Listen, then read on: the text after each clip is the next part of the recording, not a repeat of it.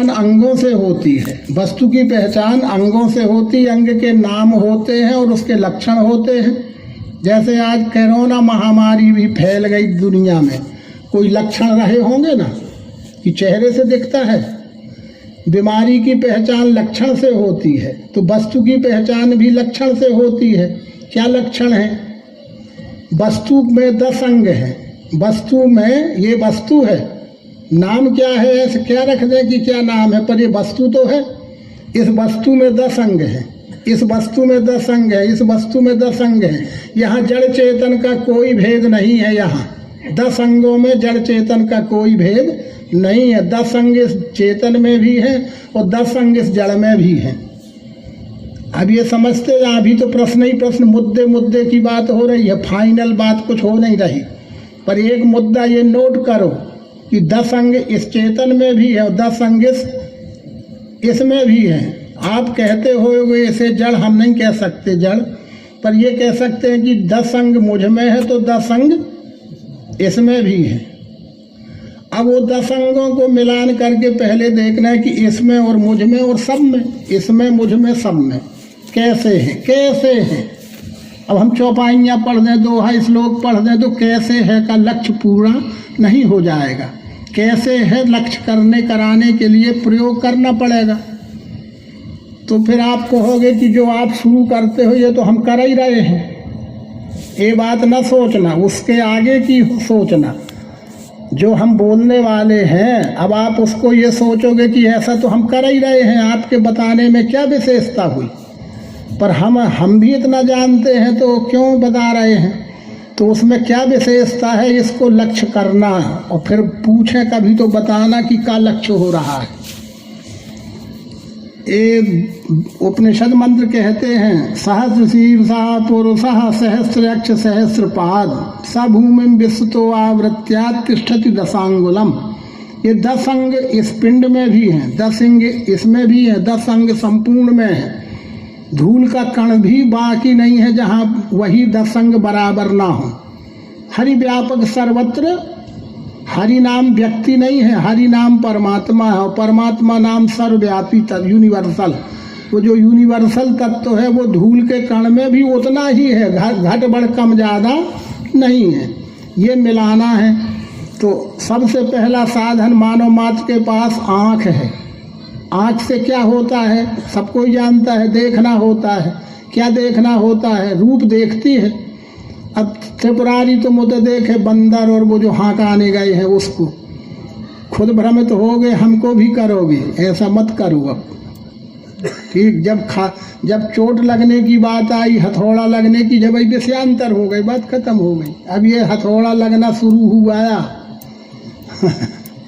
तो अपनी आँखों से देखो। हम अपनी आँख से ही तो देखते हैं, ये दिख रहा है, इससे जुड़ा हुआ ये सब दिख ही तो रहा है। अब हम कह रहे हैं अपनी आँखों से देखो, दिखता है पदार्थ, ये दिख रहा है, दिख रहा है। अरे अपनी आँखों से देखो, दिखता है पदार्थ ये। ऐसे ही विश्व में सारे रूप का दिखना, जो मात्र ये से देख रहे होंगे वो कहेंगे नहीं दिख रहा है। अरे ये नहीं दिख रहा है तो ये हाथ का रूप तो दिख रहा है, हाथ का रूप भी ना दिखे तो ये माला का रूप तो दिख रहा है, माला का रूप भी ना दिखे तो ये राड का रूप तो दिख रहा है। और अलग अलग नाम ना भी ले, ऐसे ही देखो तो सब दिखाई तो रहा है। कहाँ तक गाना गाओगे कि क्या क्या दिख रहा है? झाड़ का रूप, पहाड़ का रूप, मैदान का रूप, कहाँ तक गाना गाओगे? नहीं तब आदि मध्य वसाना। वो दिखने का कोई आदि है ना मध्य है ना। जो कुछ भी दिखता है वो अखंड है, अनंत है, अनादि है। तो ये किसके लक्षण हैं? अब का पता करके आना हो, यही पता कर लेना फिर। अरे अगुण अखंड अनंत अनादि यही चित वही परमार्थवादी। वो परमात्मा के ही ये लक्षण हो सकते हैं, अखंड अनंत और अनादि। ये परमात्मा का ही एक अंग से देखा तो अनंत देखा, छू कर देखा तो जहाँ रूप है वहीं स्पर्श है, वो भी अखंड अनंत है। बजा कर देखा, इस जड़ में भी शब्द है, इस चेतन में भी शब्द है, कहाँ नहीं है।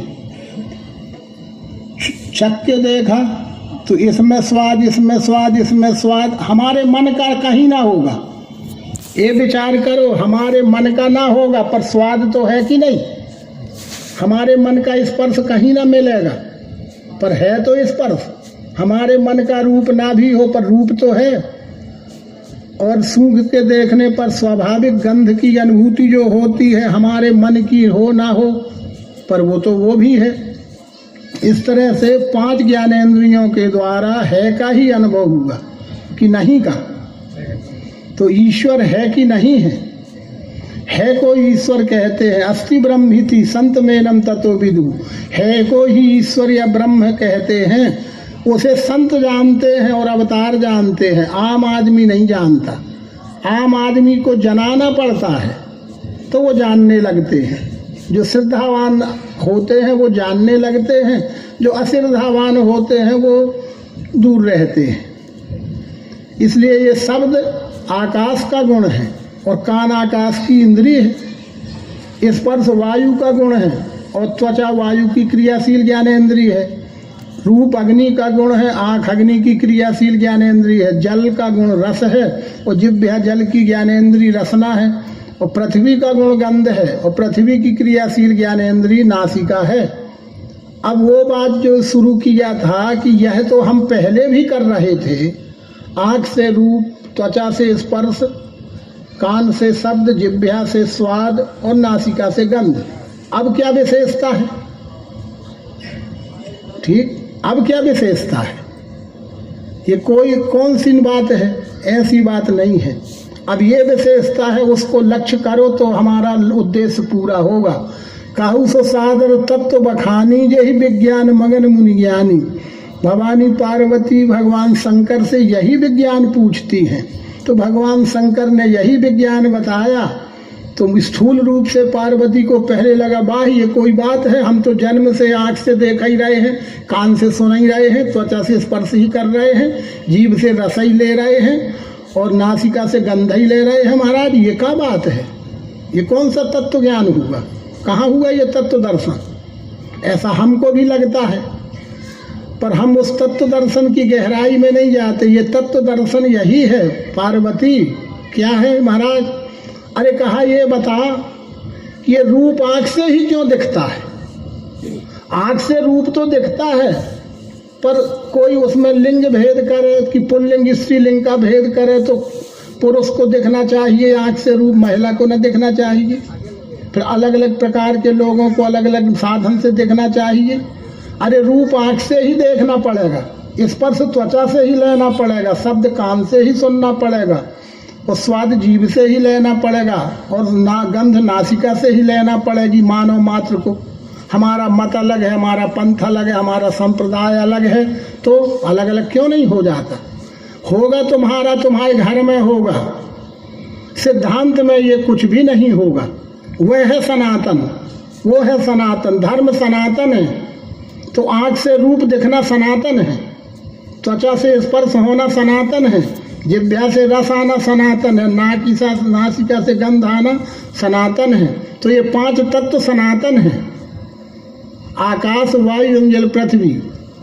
अग्नि का गुण रूप और अग्नि की इंद्रिय आँख है, इसलिए अग्नि के प्रकाश में आँख से रूप दिखता है। अग्नि किससे बनी? किसने बनाया? परमात्मा के साकार स्वरूप के 8 अंगों में का एक अंग अग्नि है, उसी की अनंत आंखें हैं, उसी का विस्तार रूप है। परमात्मा के साकार स्वरूप के 8 अंगों में का दूसरा अंग आकाश है, उसी के अनंत कान हैं, उसी के अनंत शब्द हैं। परमात्मा के साकार स्वरूप का तीसरा अंग वायु है, उसी की अनंत त्वचा है। 4 खानी के शरीर को त्वचा कहा है वेदों ने और रामायण ने। त्वक 4 निगमागम भने, ये उद्भिद स्वेदा जंडा जारज, ये त्वचा है परमात्मा की। और सब स्पर्श का ज्ञान सब इस त्वचा से होता है।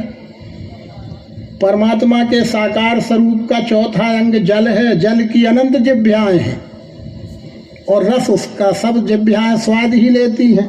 परमात्मा के साकार स्वरूप के 8 अंगों में का 5वां अंग पृथ्वी है। ये जमीन नहीं, पृथ्वी तत्व अलग है, जमीन बात अलग है। पृथ्वी तत्व है, उसका गुणगंध है और उसकी ज्ञानेंद्रिय नासिका है। ये पृथ्वी तो महाभूत है जिसमें 5 हैं। पृथ्वी में भी 5 हैं, और जल में भी पांचों हैं, और पांच में पांच मिले वो खिचड़ी है पांचों की। 5-25 गुणों की लीला सब मिलकर यह विश्व बना। खिचड़ी में क्या क्या रहता है? चावल अकेला, दाल अकेला, जो डाल दे सब सब डल जाएगा, सब खप जाएगा, वही खिचड़ी है। ये 5 तत्वों की खिचड़ी ये है कॉम्बिनेशन, सम्मिश्रण। ये 5 तत्वों का मिश्रण, ये आदि अंत रहत अनंत विस्तार में जो दिख रहा है, यही छित जल पावक गगन समीरा पंचरचित है अधम शरीरा या सकल शरीरा। अब अधम क्यों कहा है? अधम इसलिए कहा है कि ये हर पल बदल जाता है, हर पल बदल जाता है। जैसा शब्द अभी इसमें है, दूसरे क्षण ये शब्द नहीं रहेगा, पर शब्द रहेगा पर ये शब्द नहीं रहेगा। स्पर्श रहेगा पर ये स्पर्श नहीं रहेगा, रूप रहेगा पर ये रूप नहीं रहेगा, रस रहेगा पर ये रस नहीं रहेगा, गंध रहेगी पर ये गंध नहीं रहेगी, पर बदलते हुए रहेगी, रहेगी पर बदलते हुए रहेगी। इसलिए ये तत्व है, बदलते हुए दिख रहना ये तत्व है, और दिखना ये महाभूत है। देखना महाभूत है, समझ लो बारीक अंतर। और बदलते हुए रहना वो तत्व है। वो तत्व किसे कहते हो? आज भी फिजिक्स केमिस्ट्री पढ़ने वाले विद्यार्थियों से पूछो कि तत्व की क्या परिभाषा है। जो अविनाशी होता है उसे तत्व कहते हैं, और उसका स्थूल स्वरूप भूत कहलाता है, महाभूत। वो बदलता है। मट्टी मरती है कि घड़ा मरता है? तो मिट्टी तत्व है, उससे बनने वाली रचना महाभूत है, रचना महाभूत है, और मूल तत्व है। अब आ गया होगा मोटा अंतर समझ में। तो इस तरह से ये तत्व दर्शन हुआ कि नहीं? इसमें भी आकाश है। कैसे? स्काई नहीं है इसमें, पर आकाश है। स्पेस को शब्द गुण से उसकी पहचान होती। स्पेस है माने आकाश है, स्पर्श है माने वायु है, रूप है यानी अग्नि है, रस है माने जल है, और गंध है माने पृथ्वी है। ये शब्द स्पर्श रूप रस गंध गुण रूप से पांचों इसमें सब में। तब भगवान कृष्ण ऐसे नहीं कह रहे थे, अर्जुन अविनाशी वही जानो व्याप्त जो सब विश्व में। अब विनाशी है कि अविनाशी है? अरे अविनाशी अप्रमेय नित्य तिसके शरीर, ये विनाशी है के है ज्ञानी इसी से लड़ भारत। हे भारत अर्जुन, संसार में परोक्ष ज्ञानी जितने हैं वो सब इसको नाशवान कहते हैं, पर कहते हैं, पर उनसे निवेदन करो कि नाश करके तो बता दो क्या नाश है। क्या इसका नाश कर देगा कोई? तुम तोड़ फोड़ दोगे तो कहोगे देखो नाश हो गया। अरे इसका आकार बदल गया, पर अभी ये आकार में हो गया, और तोड़ दोगे तो फिर पाउडर हो जाएगा। कितना भी विघटन करोगे पर वो अणु परमाणु और कितना भी रहेगा, वो है रूप से रहे। गार्ड पार्टिकल, उसको भौतिक साइंस में भी गार्ड पार्टिकल कह दिया। वो बीज रूप रह जाएगा, पर है का नाश नहीं होता है। आकाश वायु अग्नि जल पृथ्वी ये अविनाशी हैं। तो ये पांचों तत्व अविनाशी हैं। इस तरह से 5 इंद्रियों का लय 5 तत्वों में हो गया। लय हो गया माने ये आंख निकल के अग्नि में चली गई क्या? कुंड में कहीं, हवन कुंड में।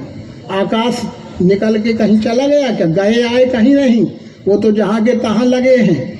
पर वो लय होना यानी अपने मूल स्वरूप की पहचान हो जाना। आकाश को अपने मूल स्वरूप की पहचान हो गई कि हम आकाश से हैं। त्वचा को पहचान हो गई कि ये वायु से है। नेत्र में से पहचान होगी कि हमारा संबंध अग्नि से है। जिह्वा को पहचान हो गई कि हमारा संबंध ब्रह्मांड के जल से है। और पृथ्वी के गुण से पृथ्वी की पहचान हो गई कि हमारा संबंध विश्व के आकाश वायु अग्नि जल पृथ्वी से है। हम, मैं और वह अखंड है। ये अखंडता और एकात्मता का अनुभव ज्ञान हो जाना ही लय हो जाना है। छठवां साधन मानव मात्र के पास मन था, मन है। उससे सदगुरु ने प्रयोगात्मक पद्धति से समझाया कि जहाँ 5 प्रकार का जो कुछ भी ये समुच्चय है, ये संपूर्ण समुच्चय 5 प्रकार का संगठक स्वरूप है, वो हलचल करता है। उसमें उत्पत्ति स्थिति लय की क्रिया होती है। तत्व जड़ हैं, तत्व जड़ हैं, खुद कोई काम नहीं कर सकते हैं। उनमें क्रिया शक्ति के रूप में यस्य यस्य पदार्थस्य यह शक्ति हृदयहृता, सासा माहेश्वरी देवी सासा देव महेश्वरा। शक्ति काम करती है, शक्ति काम करती है।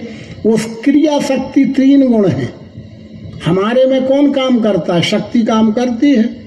ये धूल में कौन काम कर रहा? शक्ति काम कर रही है। सूर्योदय अस्त होना, ठंडी गर्मी वर्षा होना, कौन काम कर रहा है? शक्ति काम कर रही है। पिंड में हो चाहे ब्रह्मांड में हो, 3 गुण ही शक्ति है और 3 गुण की क्रिया शक्ति है। तो 3 गुण इसमें भी हैं। कैसे हैं? व्यवहार में पता चलते हैं। वस्तु से व्यवहार करने पर उपयोग से परिणाम तक जो वस्तु जिस व्यवहार की है, ये खाने की होगी, कुछ बोलने की होगी, कुछ स्वागत की होगी, कुछ पढ़ने की होगी, जो वस्तु जिस व्यवहार की है उससे वैसा व्यवहार करने पर उपयोग से लेकर परिणाम तक जो सुखानुभूति होती है वो सत्वगुण है। उपयोग अच्छा, परिणाम अच्छा नहीं लगता व्यवहार में, वो रजोगुण है। उपयोग से लेकर परिणाम तक दुख होना, ये तमोगुण है। तो ऐसा एक आध में करके देख ले तो पता चल जाएगा। अभी ये माला है, स्वागत हुआ है, खिले हुए फूल हैं, साफ सुथरे फूल हैं, स्वागत हुआ है, अच्छा है, मन कहता है अच्छा है। बहुत से हाथों में लगते लगते और कुछ देर रखे रखे ये गंदला भी हो गया और मुरझा गया तो अच्छा तो है, लेकिन वो लेकिन लग गया, यानी कुछ खोट लग गई, वो रजोगुण हो गया। और बिल्कुल सूख गया जिस दिन तो विसर्जन कर दिया नदी तालाब में, तमोगुण हो गया। तो ऐसी वस्तु धरती में, सुरों में, स्वर्ग में नहीं। सुई की नुक बराबर कोई जगह खाली नहीं है जहाँ 5 तत्व ना हो, और जहाँ 5 है वहाँ 3 ना हो, ऐसा संभव नहीं है। इस तरह से 8 मिलके, ये 8 का समुच्चय है। तो ये 8 है कि 1 है? क्या है ये? अरे एक बात बताओ, तुम तो कई बात बोल रहे हो। ये 1 है कि 8 है? देखो, ये कोई 8 कह रहा, कोई 1 कह रहा। ठीक है, जो 1 कह रहे हैं वो फिर से विचार करें। 1 कहने वाले विचार करें कि अभी अभी तो प्रयोग किया है, शब्द भी है, स्पर्श भी है, रूप भी है, रस भी है, गंध भी है, अच्छा भी है, बुरा भी, अच्छा बुरा मिश्रित भी है। तो 8 नहीं है क्या? है। और जो कहते हैं 8 है वो विचार करें कि इसमें का शब्द निकालो फिर इसमें शब्द न रह जाए, इसका स्पर्श निकालो फिर स्पर्श न रह जाए, रूप रसगंध न रह जाए, सतरतम न रह जाए, ऐसा भी नहीं हो सकता। तो फिर क्या है? अरे इसलिए अष्टांग क्षर साकार नहीं रूप मिठास में, 8 अंग मिल 1 में ही 8 मिल के 1, और 8 की समुच्चय अवस्था का नाम ही सगुण है। सगुण 1 नाम दे दो, सगुण 8 उसमें लय हो गए। यद गुणे से वर्तमानम तत्सगुणम। ये 8 गुण कौन? तू कृपालु है, दयालु है, अनेकों को तारा है, मुझे भी क्यों ना तारेगा, मैं जबरन तरने आया हूँ। ये बातें गुणवादी नहीं है। ये शब्द गुण, स्पर्श गुण, रूप गुण, रस गुण, गंध गुण, सतोगुण, रजोगुण, तमोगुण, ये मेरे गुण गामे रमा करें। भगवान कृष्ण कहते अर्जुन, ये मेरे गुण हैं। यद गुणे सह वर्तमानम तत्सगुणम। गुण के सहज जो सदा वर्तमान है ये सगुण है। देख ले कितना बड़ा सगुण है। अब आकार सह वर्तमानम तत्साकारम। ऐसे ही रथ में बैठे हैं समानांतर, कुछ नहीं हलचल हुई है महाभारत के प्रमाण से, कोई हलचल हुआ ही नहीं। केवल अर्जुन और कृष्ण के बीच में आत्मयोग का संवाद हुआ है। कृष्ण जी कहते कि देख ले पार्थ, मेरे अनंत स्वरूप है, अनेक भांति के दिव्य अनेक रंग रूप के। तो हम भी इस पंडाल के अंदर बैठे बैठे अनंत देख रहे हैं कि नहीं? इस एक में ही अनंत रूप नाम सब इसी एक में ही तो दिख रहे हैं। यही साकार है, यही सगुण है। और ये साकार भी उस साकार से अलग नहीं है। ये साकार उस साकार से, ये साकार उस साकार से, ये सब मिलके ही तो वो साकार है। अलग होने का प्रश्न कहाँ है? सब आकार मिलके जो एक ही साकार है वो मिलके एक साकार है, सगुण है। तब तुलसीदास जी ने यही कहा था कि निर्गुण रूप सुलभति सगुण न जाने कोई। एक तो बड़ी बात हो गई। आज हम अनेक लोग सगुणवादी होंगे, साकारवादी होंगे, और हमें कहते हैं कि ये सत्संग निराकारवादी है, साकार को ये लोग नहीं मानते, आदि आदि कल्पित आरोप प्रत्यारोप एक दूसरे को लगाने की मनुष्य की आदत होती है। पर तुलसीदास जी कहते हैं कि निर्गुण रूप सुलभति सगुण न जाने कोई। सगुण तो कोई जानता भी नहीं है। अब निर्गुण का जानना सरल है, सगुण का जानना कठिन है। और हम कहते हैं हम सगुण जानने वाले हैं। तुलसीदास जी कहते हैं सगुण इतना बड़ा होता है तुम्हें पता नहीं है। ये आदि अंत रहत अनंत विस्तार में जो दिख रहा है यही तो सगुण है और यही तो साकार है। ये यही सगुण है और यही साकार है, ऐसा बिरला लोग जानते हैं। ये बिरले लोग जानते हैं कि ये यही जो दिख रहा है यही तो सगुण है और यही तो साकार है। इसे ही भगवान कृष्ण साकार कह रहे हैं, इसे ही तुलसीदास जी साकार कह रहे हैं, इसे ही भगवान मायानंद जी भी यही तत्पद है। दृश्य विराट इस नाम से सबों को दिखता है, प्रत्यक्ष जानते नहीं। ये विराट ही तो दिख रहा है। अब विराट का मतलब कोई इतना बड़ा इतना बड़ा इतना बड़ा, कितना ही बड़ा हो जाए आखिर उसकी नाप तोल तो हो जाएगी। और जिसकी नाप तोल नहीं हो सकती है वो विराट है। तो इस दिखने वाले का नाप तोल नहीं हो सकता, इसलिए अर्जुन देख ले यही विराट दिख रहा है, यही साकार है। ठीक है, पर साकार जो है वो यंद्रष्टम तन्नष्टम। जो साकार है वो बदलता है, साकार है बदलता है, बदलते हुए रहता है, बदलते हुए रहता है। जड़ चेतन कुछ है नहीं।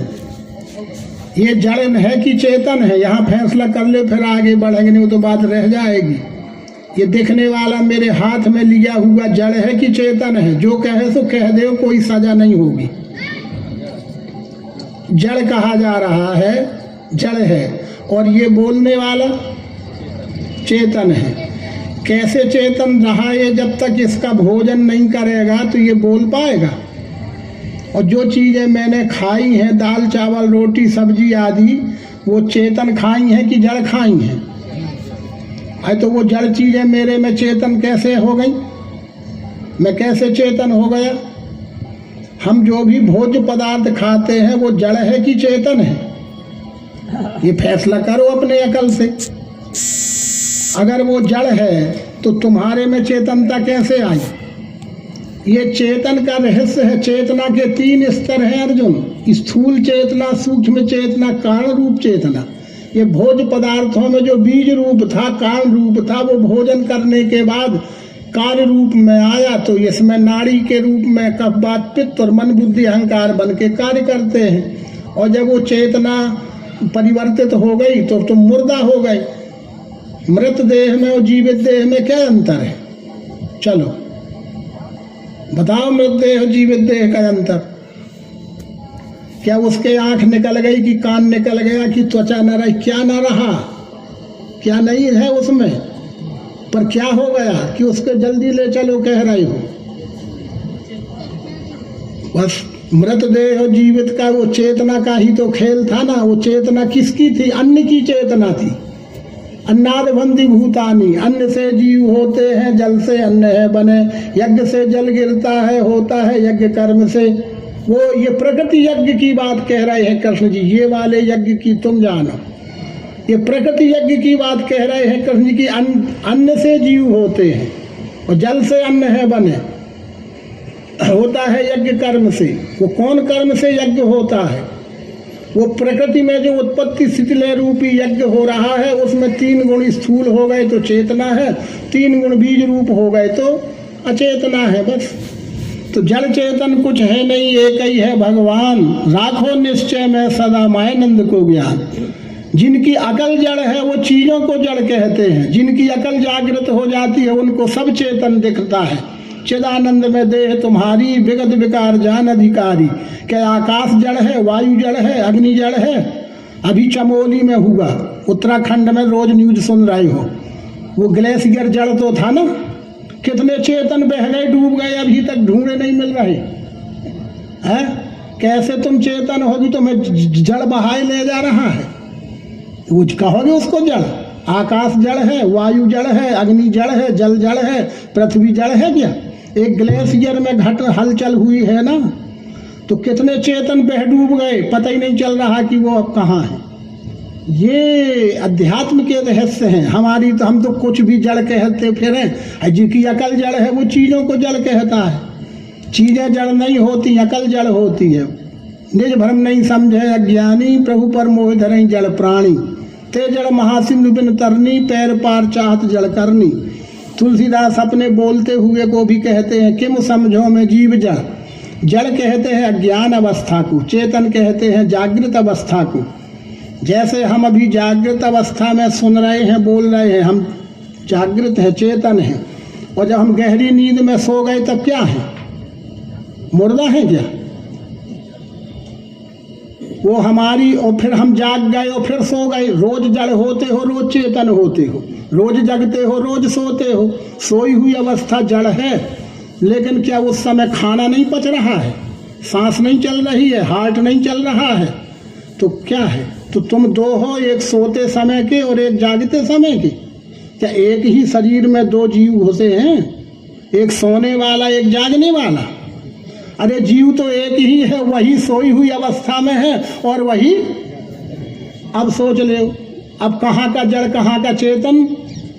तब संतों ने खरी खरी भाषा में कहा, कहाँ रे जड़ कहाँ रे चेतन। तेरे में जड़ है तो तू संसार को जड़ कहता था, और जब तेरे में चेतना आ गई ज्ञान की, सदगुरु की, तो तुझे ही सब चेतन दिख सकता है और दिखने लगता है। तो मायानंद कहे सब चेतन, क्या जड़? इसलिए सज्जनों, जड़ चेतन ग्रंथि पर गई, जत नशा छूटत कठिनाई। जब ते जीव भयो संसारी, छूट न ग्रंथि न होए सुखारी। श्रुति पुराण बहु कहे उपाई, आदि आदि पर छोरन ग्रंथि पाओ जो कोई, तब यह जीव कृतार्थ होई। ये जीव को कृतार्थ जब होगा जब ग्रंथि छूट जाएगी। और जो जड़ चैतन्य की ग्रंथि छूटने का सुमार्ग ये, बतासे अपने आगे रखना भूलना। अब खुल गई बात कि ये बतासा है भैया, बड़ा बतासा। ये छोटा सा बतासा और ये बड़ा बतासा, पर ये मीठा और ये खारा है का? ये फिटकिरी है कि नमक है क्या ये? अरे छोटा बतासा भी है तो मीठा, और ये बड़ा बतासा है तो मीठा। वो मिठास यही आत्मा, वो जीव का मीठा भर नहीं, ये तो जीव का मीठा भी है, पर ये आवाज फैलाने का प्रियत्व है, ये स्वागत का प्रियत्व है। ये सब जो भी 8 अंगों का साकार है वो सब प्रिय ही है, पर आंख से प्रिय है कि अकल से प्रिय है? आंख से प्रिय नहीं होता, आंख से तो प्रिय का रूप दिख रहा है, पर अकल से प्रिय जो दिखता है, जो अकल को प्रिय दिखता है वो आत्मा है, और जो आंख को दिखता है वो शरीर है। जो आंख को दिखता है वो शरीर है, और जो अकल को दिखता है वो आत्मा है।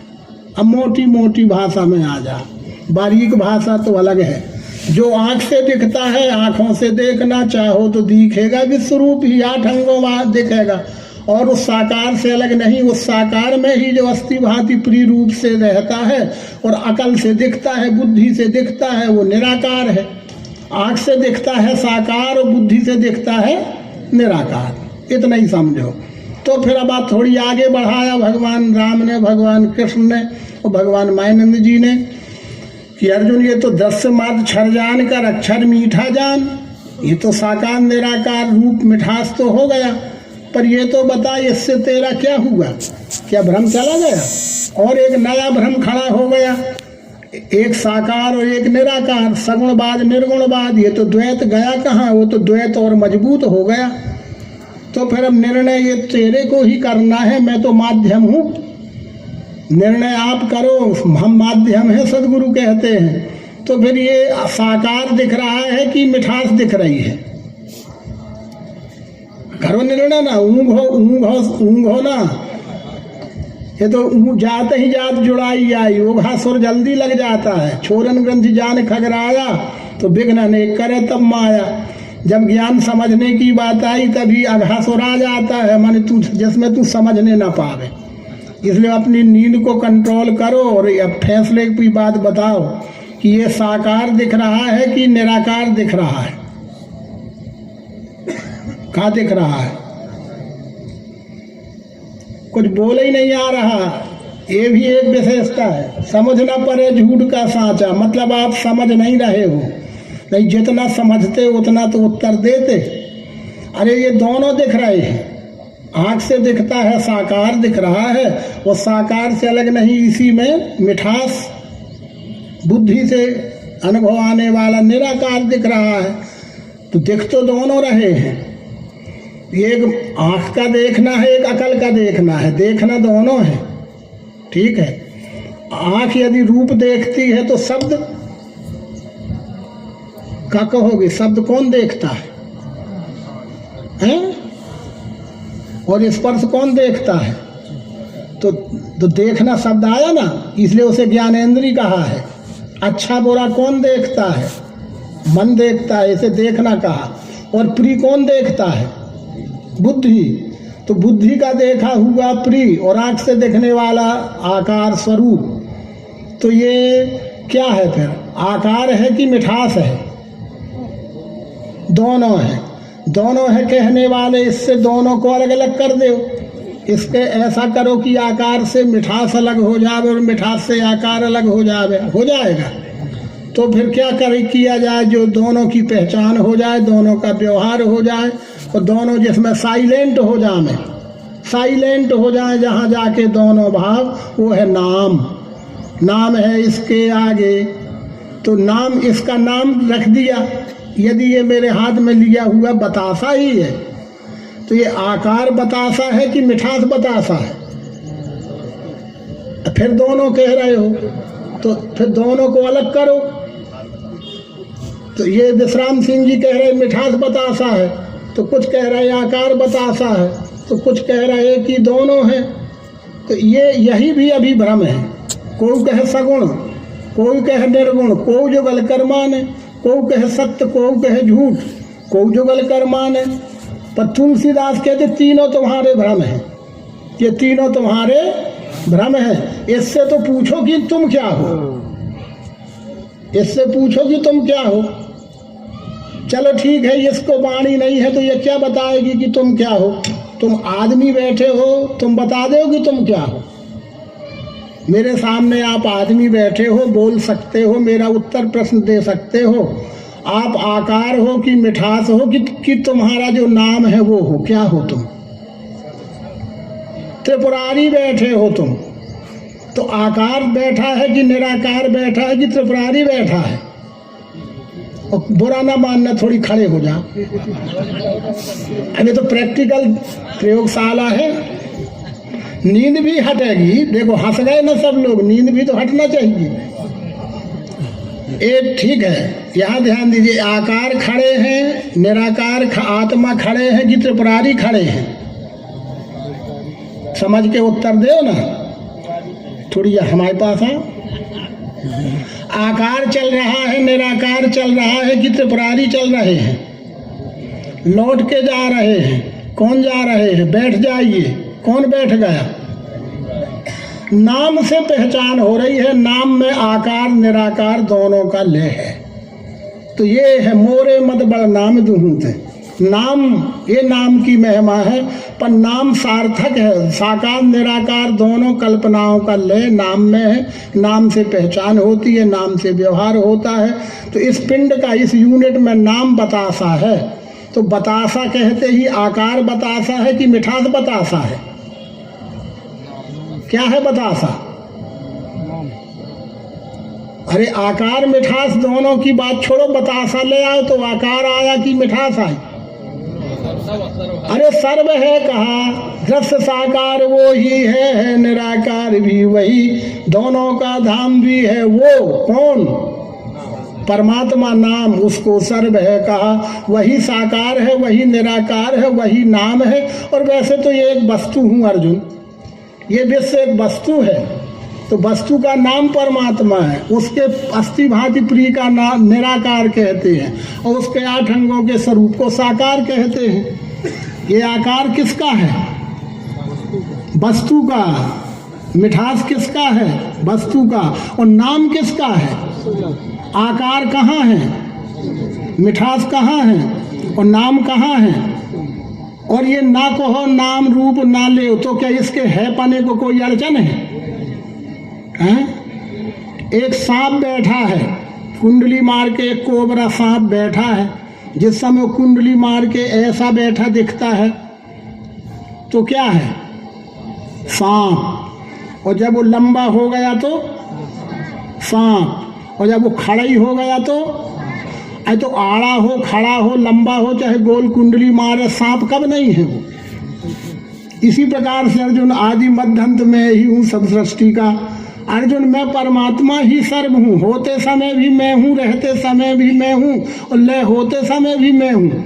और मेरे में होना रहना मिलना कब से हो रहा है, कब तक होता रहेगा, कोई अंत नहीं है। इसलिए मैं सनातन हूँ। इसलिए मैं व्यक्ति नहीं हूँ, मैं परमात्मा हूँ और वो मैं सर्वरूप हूँ और ये सर्व ही सनातन है, ये विश्व ही सनातन है। इस विश्व का दर्शन ज्ञान करने की ये प्रयोग प्रक्रिया है। इस प्रयोग प्रक्रिया के द्वारा हम आप भी बड़ी सहजता में, सरलता में समझ सकते हैं कि विश्व ही परमात्मा है, वही सगुण है, वही निर्गुण है और वही सर्व है। ऐसा जान गए तो जान गए तो क्या होगा फिर? तब होगी भक्ति, पश्चात बीज भक्ति का, तब होगी भक्ति। तो अरे महाराज ये क्या बता रहे हो तुम, अबे तक हम जो करे वो का होगा? फिर ये जीव को खलबली मचती है, ये जीव को ऊहा पोह लगता है कि अरे आज तक हम जो किए, अभी तक जो करते जा रहे हैं वो क्या है फिर वो कृष्ण जी कहते हैं अर्जुन वो तू जान, वो जो कुछ हो तू जान, तेरा काम जान है, वो अभी तक जो तूने किया है वो तू जान और तेरी लीला जान है। मैं तो ये बताने आया हूँ कि अब होगी भक्ति। जब जानना होता है तब जानने के बाद जो सद्व्यवहार होता है वो भक्ति कहलाता है। और बिना जाने तुम जो करते रहे हो वो तुम जानो क्या करते रहे हो। वो जो बिना जाने हुआ है अर्जुन वो दिखाऊ था, अशांति देने वाला था, क्षणिक था। और मैं जो तेरे को दर्शा रहा हूँ ये टिकाऊ है, इसका फल अचल शांति है। पश्चात बीज भक्ति का अनन्य बढ़ने लगे, अकर्म रूप से दिखे विश्व में वो सदैव ही। ये अकर्म रूप से यानी कर्तापन का अभिमान छोड़ के अपनी स्वाभाविक सेवा करते रहो। जो बने आवे सहज में वाही में चित देव। न घर छोड़ो, न पत्नी छोड़ो, न बच्चे छोड़ो। ये छोड़ने छाड़ने का स्वांग मत कर लेना, नहीं दो ही तरफ से जाओगे। दुविधा में दो गई, माया मिली न राम। धोबी का कुत्ता घर का न घाट का दौड़ते ही भर रहता है। ऐसे ना हो जाना। अपना कर्म ईमानदारी से करो। ईमान भक्त किसे कहते हैं? ईमानदार होता है। अपने कर्म में सच्चाई और ईमानदार जो है वो भक्ति ही है। कहीं रहे, घर में हो तो, वन में हो तो, छल कपट बेईमानी छोड़कर निर्मल मन जन सो मोहि पावा। मोहि कपट छल छिद्र न भावा, जाके हृदय छल छिद्र दुरावा। सो नर सपने मोहि न पावा। हे अर्जुन मत्तः परत्रम नान्य किंचित अस्ति धनंजय। जो ये जान लेते हैं कि ये संपूर्ण वही परमात्म स्वरूप है, तो मेरा हर पल का व्यवहार परमात्म स्वरूप से ही हो रहा है, तो भूलना नहीं। अगर तुम भूले, नजर हटी दुर्घटना घटी। ये नजर हटी कि ये मेरा व्यवहार जिससे हो रहा है ये परमात्म स्वरूप है। मैंने समझा ये त्रिपुरारी है किसी गांव का, मैंने समझा ये बुद्धेश्वर है किसी गांव का, ये मैंने समझा ये महिलाएं देवियां हैं किसी गांव की। दुर्व्यवहार किए तो धारा न लगेगी। किसी गांव का हो कि किसी जाति पाति का हो, इससे क्या संबंध है। दुर्व्यवहार होते ही सजा हो जाएगी, फल बन जाएगा। इसलिए ब्रह्म के ध्यान से करे जो कर्म फल त्याग के, पापों में वो नहीं डूबे जल में पदु पत्र ज्यों। ब्रह्म के ध्यान से कैसे? ऐसे कैसे होगा? अरे व्यवहार करते समय, व्यापार करो, चाहे मजदूरी करो, चाहे न्याय करो, चाहे शिक्षण करो, हमारे साथ जिनसे व्यवहार हो रहा हो परमात्म स्वरूप से मेरा व्यवहार हो रहा है। तो परमात्म भाव समझ के व्यवहार होगा तो अशांति नहीं होगी, दुर्व्यवहार नहीं होगा, तो उसका फल भी सुख और शांति के रूप में परिणत होगा। इसलिए अर्जुन भक्ति नाम सेवा का है। सेवा होती है स्वभाव से, और स्वभाव में गुण कार्य करते हैं। हाड़ मास का पुतला कोई काम नहीं कर सकता। उस हाड़ मास के पुतले में 3 गुण काम करते हैं। उन 3 गुणों की शुद्ध अवस्था और मलिन अवस्था का कार्य होता दिखता है। इसलिए अपने गुण को शुद्ध रखो और सामने वाले का गुण पहचान के गुणा गुणेशु वर्तन्ते गीता कहती है। टकरनते, लड़नते, भिड़नते, झगड़नते नहीं करती गीता। गीता का ज्ञान सार्वजनिक है, सार्वभौमिक है, पर वर्तन्ते, बर्ताव करो, व्यवहार करो। हमारे देह के जैसे सुबह बताया था छोटे बड़े सब अंग पवित्र हैं कि अपवित्र हैं? हमारे में पवित्रता लगी है क्या? छोटे बड़े सब अंग पवित्र ही तो है सब। ठीक, कैसे काट के अलग कर सकते हो?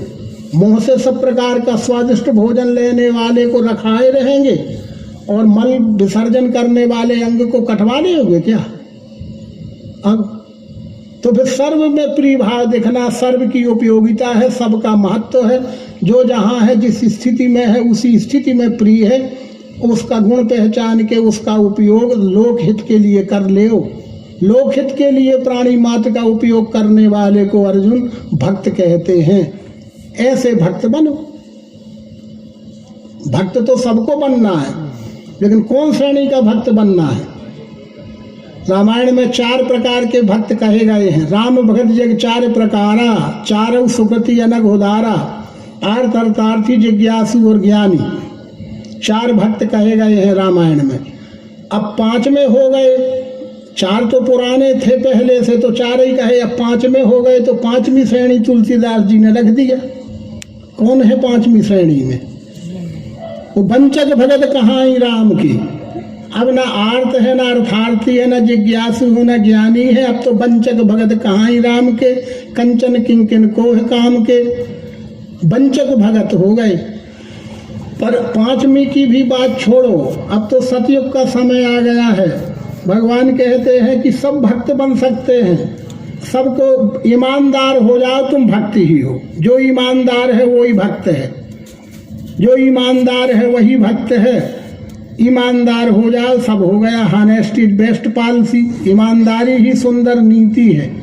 काय की? धर्म की, कि समाज की राजनीति की? सबकी एक ही नीति है, ईमानदारी।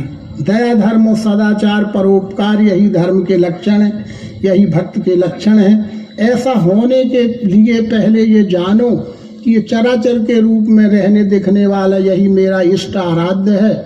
मेरा हर पल का व्यवहार अपने इष्ट से हो रहा है। तो अपने से अपने लिए अपने द्वारा यही है अपना रूप। पुरुषोत्तम भाव से ये अपना ही रूप है। तो अपने को अपने से क्यों कष्ट देगा कोई? जब हम 2 मानते हैं तो सब हो रहा है उत्पात। और जब हम अपने ही अपना देखेंगे तो अपने को कौन खरोंचता नोचता है? तो अपने अपनी मर्यादा में रहो, अपनी अपनी सीमा में रहो, अपने अपने अधिकार प्राप्त कर्तव्य में ईमानदार रहो। अर्जुन, यही भक्ति है।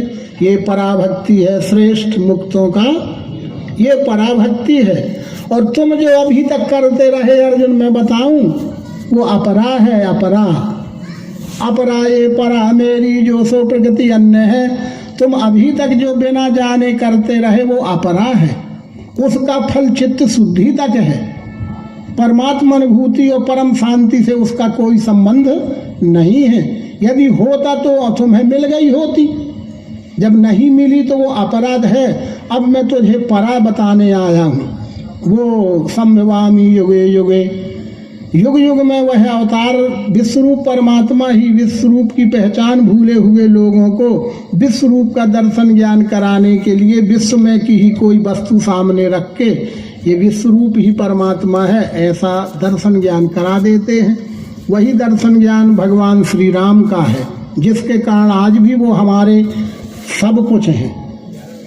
प्राण से भी और कुछ होता हो तो वो भी हैं हमारे। भगवान श्री कृष्ण हमारे सब कुछ हैं। और 9वें अवतार भगवान श्री मायानंदी ही सब कुछ होंगे और हैं, जिनको उनके दर्शन ज्ञान का लक्ष्य हो गया है।